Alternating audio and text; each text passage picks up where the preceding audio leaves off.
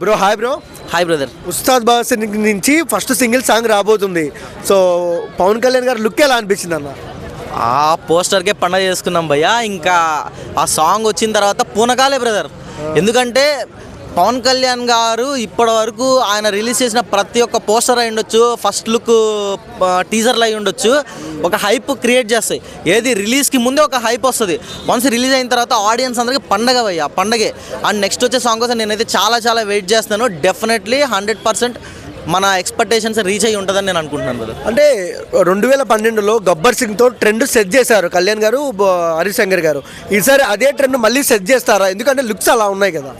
Set చేయడం కాదు భయ్యా, ఈసారి ట్రెండ్ని బ్రేక్ చేస్తారు. కళ్యాణ్ బాబు ఫ్యాన్స్ అందరికీ పండగ అనమాట. ట్రెండ్ సెట్ చేయడం అనేది గబ్బర్ సింగ్ కాదు భయ్యా. నాకు తెలిసి ఈ రోజుల్లో అందరూ మీరు చాలా మేమ్స్ కూడా చూసుంటారు. ట్రెండ్ సెటర్ అనగానే అర్జున్ రెడ్డి. నేను చూశాను బద్రీ థియేటర్లో.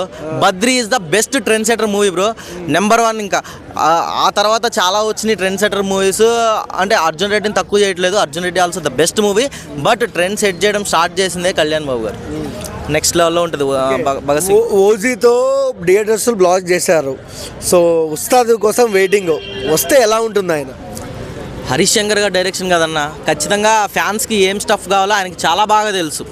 అంటే దబంగ్ రీమేక్నే ఇంత మంచి బ్లాక్ బాస్టర్ ఇచ్చిన హరీష్ శంకర్ గారు ఉస్తాద్ భగత్ సింగ్ని అంత ఈజీగా ఫ్యాన్స్ని హట్ చేసే విధంగా అయితే ఉండదు. 100% నెక్స్ట్ లెవెల్లో ఉంటుంది మూవీ. మనం అందరం ఉస్తాద్ భగత్ సింగ్ రిలీజ్ అయిన తర్వాత ఏదైతే ఎక్స్పెక్టేషన్స్ మనం రీచ్ అయిన తర్వాత మనం చేసుకున్న పండుగ ఏదైతే ఉంటుందో దాన్ని మొత్తం రికార్డ్ చేసుకొని ఒక బ్లాగ్ లాగా నేనే చేసి పెడతాను ఖచ్చితంగా.